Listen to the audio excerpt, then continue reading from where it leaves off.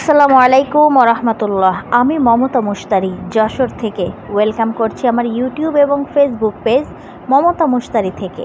কেমন আছেন আপনারা সবাই? কাছে দূরে দেশ দেশের বাহিরে যে যেখান থেকে আমার ভিডিও দেখছেন, আশা করছি আল্লাহর রহমতে সবাই ভালো আছেন। আমরাও ভালো আছি আলহামদুলিল্লাহ। আজ শনিবার, ঘড়িতে এখন 11:30 মতো বাজে। রান্নাঘরে ঢুকে পড়েছি। দুপুরে রান্না বাড়ার তোড়জোড়ও শুরু করে দিয়েছি। গতদিন আপনারা ভিডিওতে দেখেছেন না, বাচ্চাদের নিয়ে ওই যে একটু ঘুরতে গিয়েছিলাম, তো সেখান থেকে ফেরার পথে দেখলাম কলমি শাক। খুব দারুণ লাগে আমার কাছে এই কলমি শাকগুলো, জানেন তো? এই যে এই শাকটা দেখছেন, এটার নাম আমরা ছেঁচি শাক বলি, অনেকে আবার হেঁচি শাকও বলেন, আবার অনেকে আবার মালঞ্চ শাক নামেও এটাকে দেখে থাকেন। তো যাই হোক, হেঁচি শাক ছেঁচি শাক যাই হোক, এটা কিন্তু শরীরের জন্য বেশ উপকার। এই যে গতদিন কলমি শাক কিনেছি, দেখুন কলমি শাকওয়ালা কী করেছে। কলমি শাক তো দিয়েছেই, আমি রাতের অন্ধকার যেহেতু ছিল, আমাদের বাসায় ফিরতে ফিরতে রাত 10টা মতো বেজে গিয়েছিল। আপনারা সেটা দেখেছেন ভিডিওতে। যারা দেখেননি, আমি এই ভিডিও ডেসক্রিপশন বক্সে ওই ভিডিওর লিঙ্কটা দিয়ে দিব, চাইলে আপনারা দেখে নিতে পারেন। তো যেহেতু অনেক রাত হয়ে গিয়েছিল, তো দেখে আর ওইভাবে নেওয়া হয়নি, কলমি শাক বলেই নিয়ে নিয়েছি। দেখুন কয়টা মাত্র কলমি শাক দিয়েছে, আর বাদ বাকি সব এই হেঁচি শাক বা মালঞ্চ শাকটাই দিয়ে দিয়েছে। এই যে দেখুন এতগুলো। এই শাকটার তো আবার দাম কম, এই জন্য একটু শাকওয়ালা একটু চালাকি করেছে। আর এই যে দেখুন, এই কয়টা মাত্র কলমি শাক, প্রতি বান্ডিল নিয়েছে 10 টাকা করে। কিন্তু এই যে মালঞ্চ শাকের দাম তো কম, এগুলো আবার ওই 5 টাকা করে বান্ডিল বিক্রি হয়। তো কয়েকটা দিয়ে ওই যে সাজিয়ে দিয়েছে, এই জন্য। যাই হোক, এই শাকটা, মালঞ্চ শাকটা আবার একটু কোনো শাকের সাথে রানলেই ভালো লাগে, এমনি শুধু রান্নার থেকে। যাই হোক, লোকটা আমার উপকারও করেছে বটে। আমার কয়েকদিন ধরেই এই পাঁচমিশালি শাক খেতে মন চাইছিল, তো যেহেতু কলমি শাকটা পেয়েছিলাম শুধু, তো কলমি শাকটাই নিয়েছিলাম। তো যখন এর ভিতরে এটা দেখলাম, তো আমি তো একেবারে ভীষণ খুশি হয়ে গেছি। কথা বলতে বলতে কিন্তু আমি শাকগুলো সমস্তটা বেছে পরিষ্কার করে নিয়েছি। এখন এগুলো পরিষ্কার করে ধুয়ে নিয়ে ফেরত আসছি। তো যারা কলমি শাক পছন্দ করেন তারা তো জানেন এর উপকারিতা, আর যারা জানেন না তাদের জন্য আমি বলছি, এটা অসুস্থ বা অকার্যকর লিভারের জন্য বেশ উপকারী। বিশেষ করে আপনার লিভারের জন্যই কলমি শাকটা খুব ভালো কাজ করে। যারা লিভারের সমস্যায় ভুগছেন তারা কিন্তু কলমি শাক খেয়ে দেখতে পারেন। তো স্বল্পতা, তারপরে কোষ্ঠকাঠিন্য, বিভিন্ন ভিটামিন মিনারেলসে ভরপুর কলমি শাক। আর এই যে আমি এখানে কলমি শাকটা সুন্দর মতো ধুয়ে এভাবে ঝিরিঝিরি করে কুচিয়ে নিয়েছি। অবশ্যই আপনি শাকটা ধুয়ে তারপর এভাবে কুচানোর চেষ্টা করবেন। এভাবে কুচিয়েছি, আপনাদেরকে একটু দেখিয়ে দিচ্ছি। এই যে দেখুন, এত মিহি করে। কলমি শাক কিন্তু লিভারের সাথে সাথে জন্ডিসের ক্ষেত্রেও সমানভাবে কাজ করে। আবার যাদের হার্টের সমস্যা, তাদেরও কলমি শাক নিয়মিত খেলে হার্টের নালীর ভেতরে প্লাক বা ময়লা জমে না। আবার যারা রক্ত স্বল্পতায় ভুগছেন, তাদের জন্য মোক্ষম দাওয়াই হচ্ছে কলমি শাক। চলুন, অনেক কথাই বলে ফেললাম। অবশ্যই আপনারা আপনাদের ডাক্তারের পরামর্শ মতো চলবেন। আমি এখানে কলমি শাকটা কুচি করে নিয়েছি, আর এখানে একটু পেঁয়াজ, রসুন আর একটু আদা মিহি করে কুচি নিয়েছি। দাঁড়ান, বয়মের লবণটা ফুরিয়ে গেছে, লবণটা একটু ভরে নেই।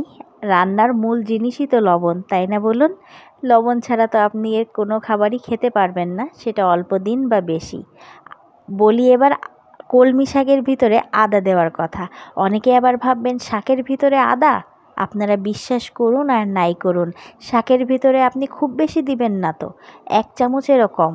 আমি 2 আটি কলমি শাক কুচি করে, এই যে দেখছেন আমার ঝুড়িতে কতটুকু হয়েছে, এতটুকুর মধ্যে আধা চামচ মতো আদা কুচি দিয়েছি, জাস্ট ফ্লেভারের জন্য।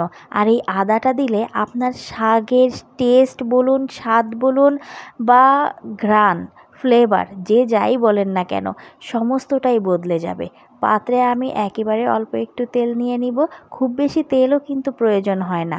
আর এই রান্নাটা আপনি শাক কোটা বাছা সমস্তটা করতে যতটা সময় লাগবে, 3 ভাগের 1 ভাগ সময়ও লাগবে না শাকটা ভাজি করতে। এখানে আমি 6 টেবিল চামচ মতো তেল দিয়েছি, আর সেই তেলটা একটু গরম হয়ে আসলেই ওর ভিতরে কুচিয়ে রাখা আদা, রসুন আর পেঁয়াজটা দিয়ে দিব।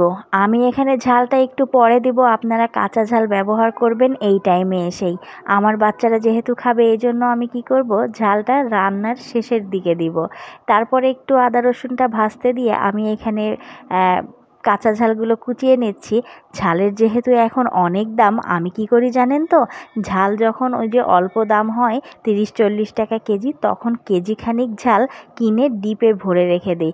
এখন আমার ঝালের এই যে অনেক দাম হয়েছে, এখন আমি এই ঝালগুলো বের করে খাচ্ছি। বিশ্বাস করুন, এই দামের সময় আমি একটা ঝালও কিনে খাইনি। এভাবেই তো একটু একটু করে সংসারের খরচা বাঁচাতে হয়, তাই না বলুন? আমার আম্মু একটা জিনিস বলেন সব সময়, তিল তিল করেই তাল হয়। যাই হোক, চলুন রান্নায় ফিরে যাই। এদিকে পেঁয়াজ রসুনটা আমার ভাজা হয়ে গেছে, আর ভেজে নেওয়া পেঁয়াজ মরিচের মধ্যেই ঝালটা দিয়ে দিলাম। আর এখন দিয়ে দিব শাকটা। ঝালটা খুব বেশি নাড়াচাড়া করব না, যাতে এর থেকে ধকটা বের হতে না পারে। আপনারা চেষ্টা করবেন একটু পেঁয়াজ মরিচ বা ঝালটা একটু এতটা বাদামি করবেন না। আমার ওই ঝাল কুচাতে গিয়ে বেশ বাদামি রং হয়ে গেছে। তো যখনই একটু লাল হতে শুরু করবে না, সেই সময়ে আপনারা শাকটা দিয়ে দিবেন আর স্বাদ মতো লবণ দিয়ে দিবেন। ব্যাস, আর কিচ্ছুর দরকার নেই। এখন শুধু একটু উল্টো পাল্টা করে হালকা ধিমে আঁচে নাড়াচাড়া করে নিয়ে নামিয়ে নিলেই হয়ে যাবে আপনার শাক ভাজি। অনেকে আবার সবুজ শাক পছন্দ করেন না, হালকা হলুদও দেন, কিন্তু আমরা হলুদ দেই না। এই রান্নাটা শিখেছি আমি আমার আম্মুর কাছ থেকে, আমার আম্মু শিখেছে তার মায়ের কাছ থেকে। তো এভাবেই আমাদের পরম্পরা চলে আসছে। আমি চাই, আমার তো কোনো মেয়ে সন্তান নেই, আমি চাই আমার ছেলের বউকে শিখিয়ে যেতে যেন আমি পারি।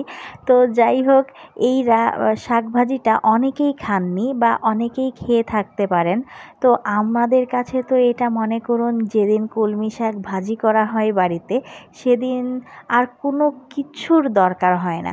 শুধু কলমি শাক ভাজি দিয়েই আপনি অনায়াসে 1 প্লেট ভাত খেয়ে উঠতে পারবেন। আমার বাড়ির আমার বাচ্চারা সহ, আবার আমার বাবার বাড়ির প্রত্যেকটা ফ্যামিলি মেম্বার আমরা এই শাক ভাজিটা ভীষণভাবে পছন্দ করি। আপনারাও একদিন বানিয়ে খেয়ে দেখবেন, ইনশাল্লাহ আশা করছি নিরাশ হবেন না।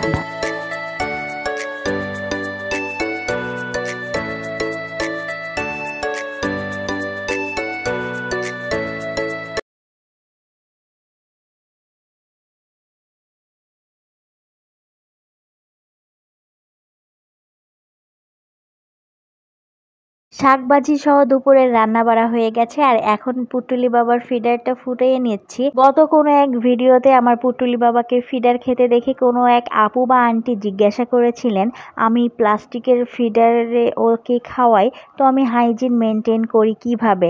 তো আপনাকে অসংখ্য ধন্যবাদ, আপনারা আমার এই ভিডিওর ছোট্ট ছোট্ট জিনিসগুলো খেয়াল করেন।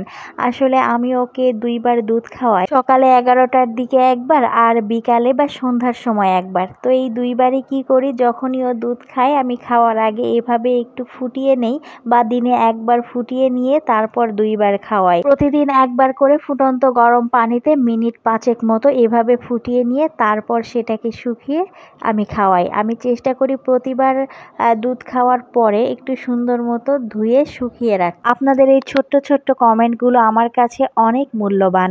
আমি চাইবো আপনারা এ ধরনের কমেন্ট আরও বেশি বেশি করে করুন, যাতে করে আমি আমার ভুলগুলো শুধরে সুন্দর মতো করে নতুনভাবে আপনাদের সামনে নতুন ভিডিও নিয়ে উপস্থিত হতে পারি। যাই হোক, দেখুন এই যে এদিকে ঘর মুছছিলাম, হঠাৎ পিছনে তার সারা শব্দ না দেখে দেখি চেয়ার নিয়ে এখানে চলে এসেছে লেবু পাড়ার জন্য।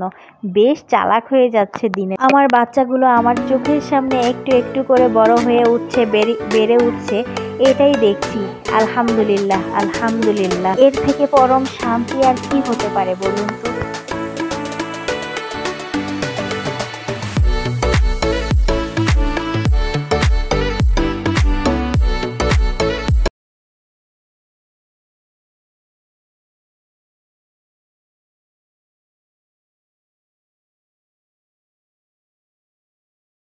দুপুরে রান্নাবাড়া শেষ করেছি, হাতের সমস্ত কাজ শেষ করেছি, তারপর নামাজ গোসল সেরে এখন একটু বসেছি খাবার খেতে।